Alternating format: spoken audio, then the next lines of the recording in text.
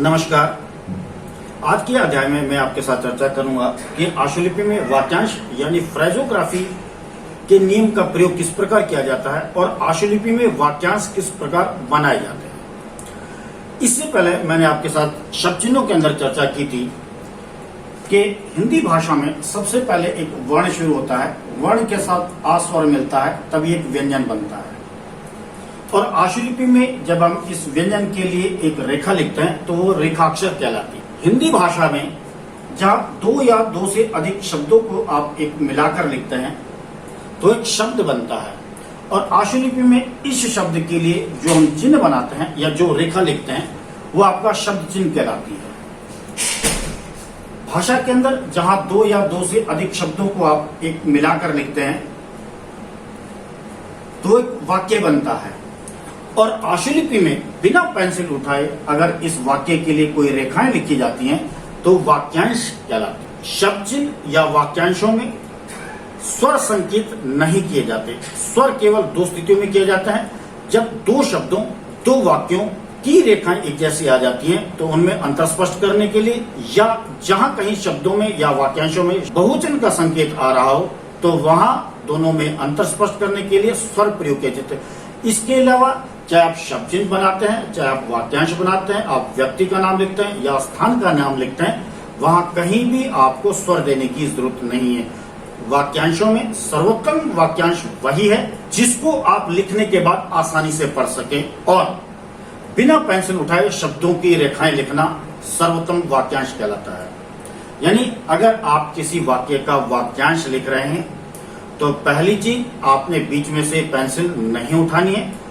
दूसरा, जब आप वाक्य का वाक्यांश लिखते हैं तो वो वाक्यांश सर्वोत्तम है जिसको लिखने के बाद पढ़ सकते हैं। मान लिया मैं एक लिख रहा हूं, मैं जा रहा हूं, तुम क्यों नहीं जा रहे हो।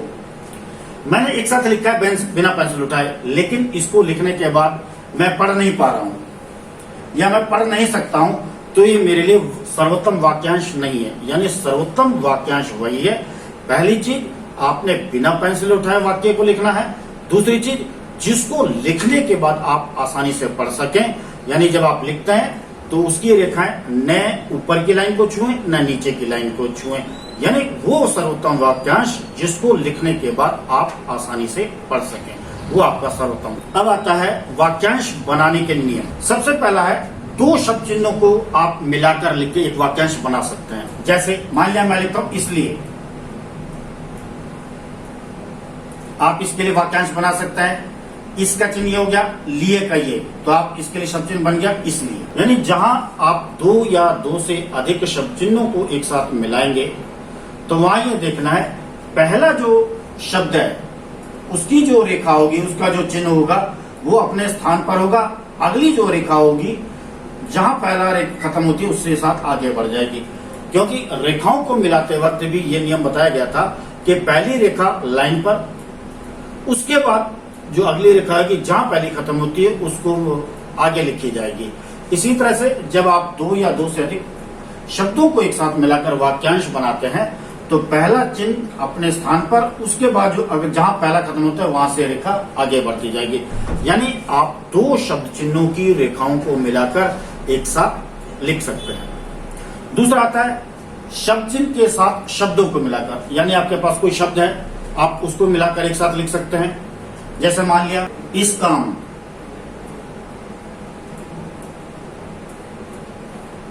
सैवरत और काम के लिए ये आ गया। यानी दो शब्दों को एक साथ। अगर यहां आप इस काम को नहीं पढ़ सकते तो आ का स्वर लगाना बड़ा जरूरी होगा। इस काम, मेरा नाम,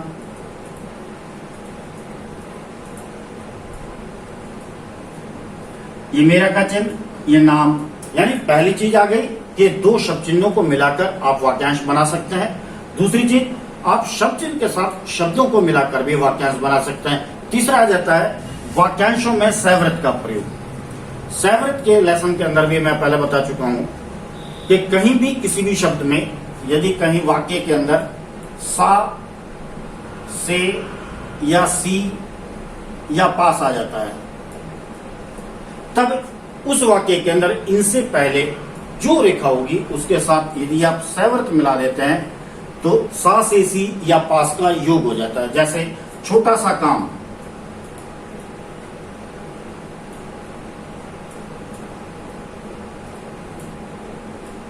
छोटा सा काम, थोड़े से लोग,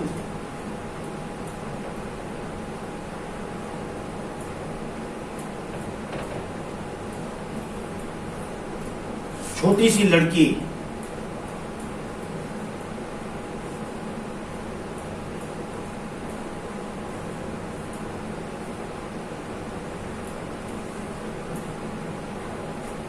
मेरे पास,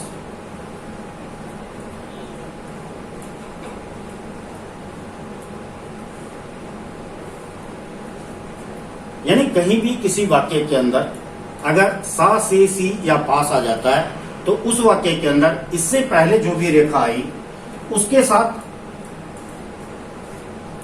यदि आप सैव्रत मिला देते हैं, सैव्रत मिलाने पर उसमें सा से सी और पास का योग हो जाता है। ठीक है। इसके अलावा अगर वहां के पास आता है, उस वाक्य के अंदर यदि के पास आता है तो कै रेखा और सैव्रत साथ लिखने से उसमें के पास का योग भी हो जाता है। जैसे उसके पास,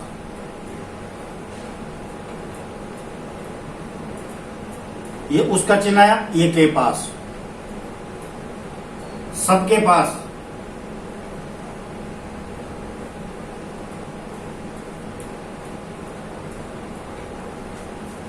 लोगों के पास,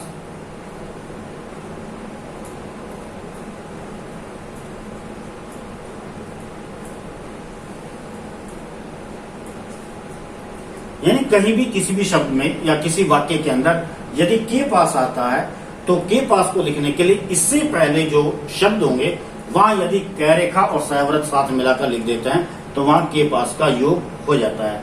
इसके अलावा अगर कहीं वाक्य के अंदर के अनुसार आता है तो के अनुसार को एक साथ लिखने के लिए कै रेखा और सैव्रत दाईं गति से प्रयोग करने पर के अनुसार का योग हो जाता है। जैसे उसके अनुसार,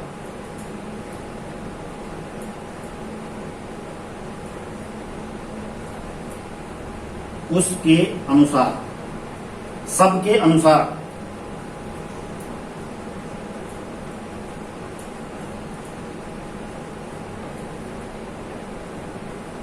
के अनुसार, आदेश के अनुसार,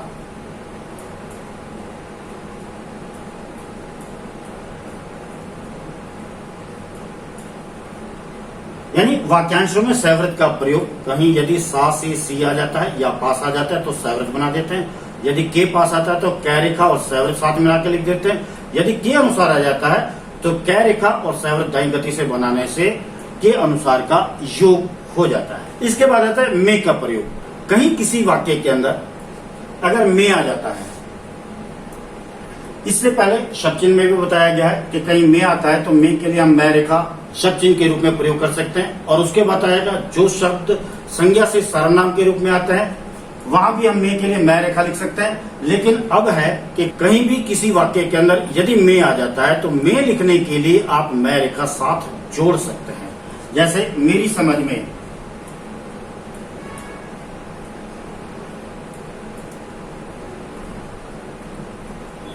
ये मेरी, ये समझ और ये में, यानी कहीं भी किसी वाक्य के अंदर अगर में आ जाता है तो आप उनको मिलाकर एक साथ लिखा जा सकता है। अगला पांचवा आता है ढंग से। कहीं किसी वाक्य के अंदर यदि ढंग से आ जाता है तब कै रेखा और सैव्रत अगर साथ मिला देते हैं तो वहां ढंग से का योग हो जाता है।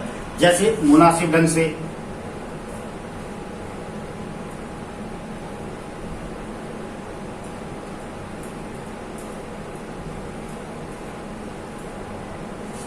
ढंग से आया, इससे पहले कै रेखा और सैव्रत साथ जोड़ दी।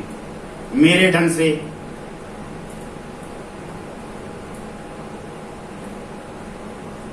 ये मेरे का चिन्ह, ये कै रेखा और सैव्रत। यदि कहीं किसी वाक्य के अंदर अगर ढंग से आ जाता है तो इससे पहली रेखाओं के अंदर कै रेखा और सैव्रत साथ मिला देने से ढंग से का योग हो जाता है। वहां आपको फिर पूरी रेखा लिखने की जरूरत नहीं है। छठा आ जाता है तरफ से या की तरफ से। कहीं भी किसी भी वाक्य के अंदर यदि तरफ से आ जाता है या की तरफ से आ जाता है तब इन रेखाओं से पहले फै रेखा तरफ से के लिए फै रेखा और सैवृत, और की तरफ से के लिए कैफ है और ये सैवृत साथ मिलाकर लिखने से तरफ से और की तरफ से का योग हो जाता है। जैसे मेरी तरफ से,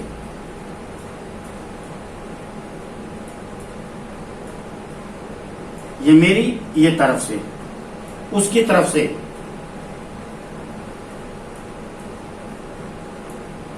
उसकी ये तरफ से, ऑन द लाइन, नेताओं की तरफ से,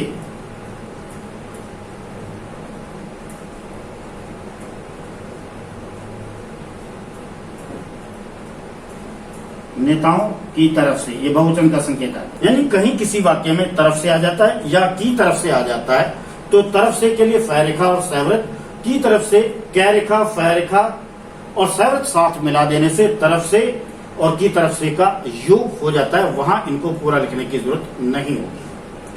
अगर आता है लिए या के लिए, के लिए कहीं भी किसी भी शब्द के अंदर यदि लिए या के लिए आ जाता है, यानी क्रियाओं में कहीं के लिए आ जाता है, जैसे करने के लिए, पढ़ने के लिए, जाने के लिए, खेलने के लिए, धोने के लिए, कहीं भी के लिए आ जाएगा तो के लिए लय रेखा न के साथ आता है तो डाउनवर्ड, यदि किसी दूसरे के साथ आ जाए, दूसरी रेखा के साथ आ जाती है तो अपवर्ड या डाउनवर्ड, सुविधा अनुसार जैसा भी होगा आप के लिए और लिए के लिए लय रेखा प्रयोग कर सकते हैं।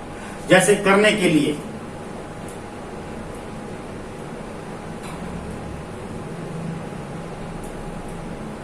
ये करने, ये के लिए, मान लिया आ जाता है करने वाले,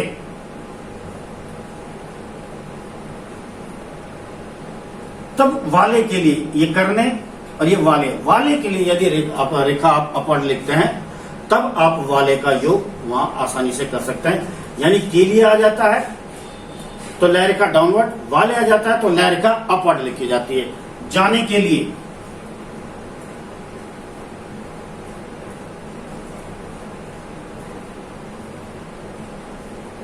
जाने वाले,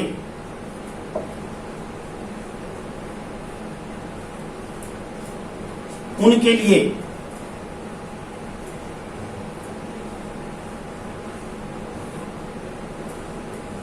उन लोगों,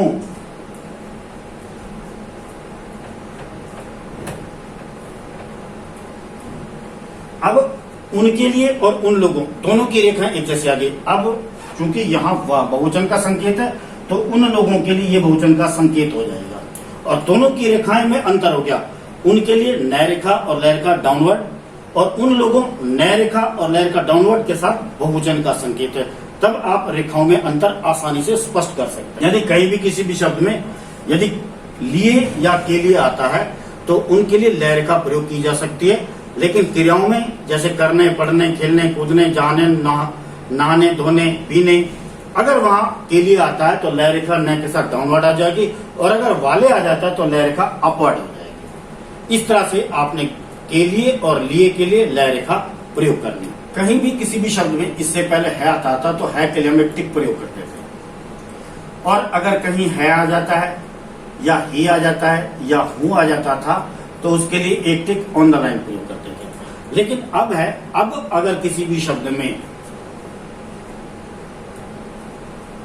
अगर कहीं वाक्य के अंदर है आ जाता है तो इससे पहले जो रेखा होगी अगर उसके साथ एक हम टिक प्रयोग कर देते हैं तो वो टिक है का योग करेगा।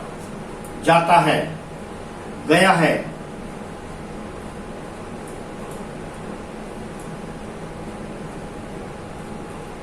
इसके अलावा कहीं है ही हूं आ जाता है, जैसे जाते ही, तब ये जाते ही एक वृत्त लगाकर एक टिक प्रयोग करेंगे। जाता हूं,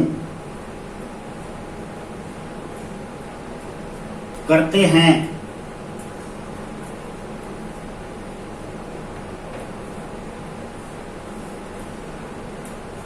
गए हैं,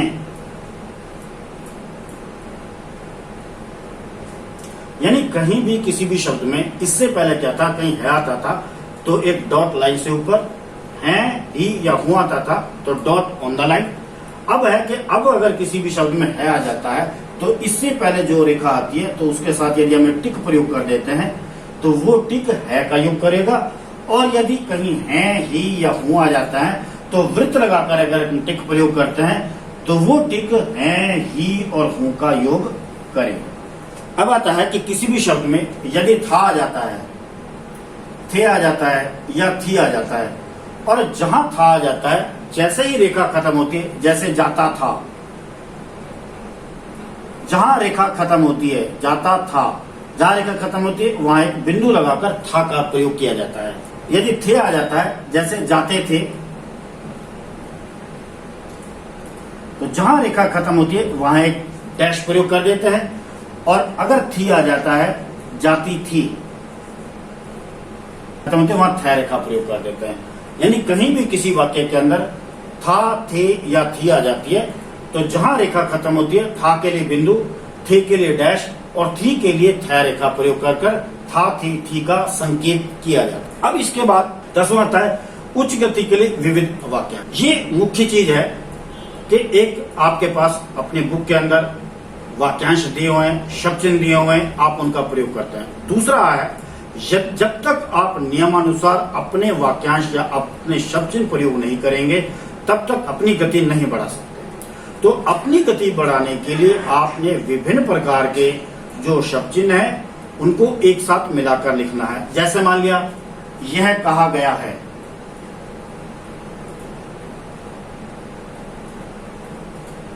गया है, यह कहा, ये गया है, किया गया है,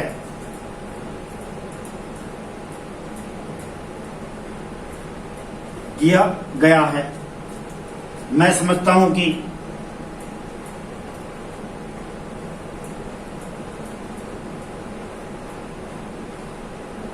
मैं आशा करता हूं कि,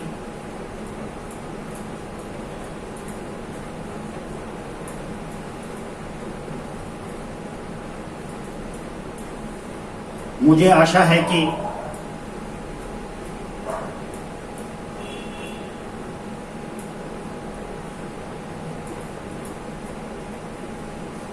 ये मुझे का चिन्ह आशा के लिए इशारे का, ये है और ये की। यानी कहीं भी किसी भी शब्द के अंदर जब तक आप अपनी तरफ से कोई वाक्यांश नहीं बनाएंगे तब तक आप अपनी गति नहीं बढ़ा सकते। लेकिन पहले भी मैं इसमें बता चुका हूं कि सर्वोत्तम वाक्यांश वही है जो बिना पेंसिल उठाए शब्दों की रेखाओं को लिख सकें आप। दूसरा है लिखने के बाद आप उसको आसानी से पढ़ सकें। यानी आप इस तरह से लिखें कि ना लाइन से ज्यादा ऊपर हो ना लाइन से ज्यादा नीचे हो, और जहां आप दो या दो से अधिक रेखाओं को मिलाएं, मिलाते वक्त आप ध्यान रखें कि आप लिखने के बाद उनको पढ़ सकें, वही आपके लिए सर्वोत्तम वाक्यांश है। दूसरा आपने ध्यान रखना है कि जब आप शब्द चिन्ह या वाक्यांश प्रयोग करते हैं तो वहां आपने स्वर प्रयोग नहीं करने। स्वर केवल दो स्थितियों में प्रयोग करना है। पहला, जहां दो शब्दों की रेखा एक जैसी आ जाती है। दूसरा, जहां वाक्यांश, जहां बहुवचन का संकेत आता है वहां आपने स्वर संकेत करना है। इसके अलावा कहीं आपने स्वर संकेत नहीं करना। अब मैं आपके साथ कुछ शब्द चिन्हों का अभ्यास करूंगा, जिसमें सबसे पहला है तथा, तय रेखा लाइन से ऊपर, होता तय रेखा लाइन पर, तथापि तय रेखा लाइन काटकर। यानी तय हल्की रेखा, तथा के लिए लाइन से ऊपर, होता के लिए लाइन पर, तथापि के लिए लाइन काटकर। यदि, आदि, इत्यादि दय रेखा है, यदि के लिए लाइन से ऊपर, आदि के लिए लाइन पर, इत्यादि के लिए लाइन काटकर। सहायता, सहमति, समिति, सहायता के लिए सहवृत्त और तय रेखा लाइन से ऊपर, सहमति के लिए सहवृत्त और तय रेखा लाइन पर, समिति के लिए सहवृत्त और तय रेखा लाइन काटकर। यद्यपि और पहुँच, पैर रेखा यद्यपि के लिए लाइन पर, पहुँच के लिए पैर रेखा लाइन काटकर। पहुँच, पहुँचा, पहुँचे या पहुँची पैर रेखा लाइन काटकर लिखी जाएगी। यदि कहीं किसी वाक्य के अंदर आप आ जाता है तो आप के लिए आप पैर रेखा लाइन से ऊपर लिख सकते हैं। इन्हें नय रेखा के साथ टिक रेखा की दिशा में है। यदि अपोजिट दिशा में लगा देते हैं तो इन्होंने पढ़ा जाएगा। इसी तरह से उन्होंने में नय रेखा और टिक रेखा की दिशा में, यदि उन्होंने आएगा तो टिक विपरीत दिशा में लग जाएगा। इसी के वाक्यांश हैं अवसर पर, वह रेखा सहवृत्त, रै रेखा और पै रेखा। की ओर गया है, की का टिक, रै और गया और है, ये सभी रेखाएं मिलाकर लिखी गई हैं, सभी चिन्ह मिलाकर लिखे गए हैं। सब ओर से, स, बै, रै और सहवृत्त मिलाकर लिखे गए हैं। इस देश के, इस देश का, इस देश को, इस देश में, इस देश के लिए, ये सभी एक साथ मिलाकर लिखे जा सकते हैं और सभी के लिए अलग अलग रेखाएं आ जाएंगी। यानी कहीं किसी वाक्य के अंदर इस देश का आ जाता है, इस देश के, इस देश की एक साथ लिखे जा सकते हैं, इस देश में है एक साथ लिखे जा सकते हैं, या इन देशों के लिए, ये सभी एक साथ लिखे जा सकते हैं। ऐसी अवस्था में सरेखा, सैवृत है और मैरेखा, यानी इन सभी को आप मिलाकर लिख सकते हैं। कहीं भी किसी भी शब्द में जहाँ दो शब्द चिन्ह हैं उनको भी आप एक साथ मिला सकते हैं। शब्द चिन्हों के साथ वैसी रेखाएं अगर कोई या शब्दों की रेखाएं आ जाती है तो उनको भी आप एक मिलाकर एक साथ लिख सकते हैं। इसके बाद आपके पास 2 एक्सरसाइज हैं, आपने दोनों को पढ़ना है और अपना अभ्यास करना है।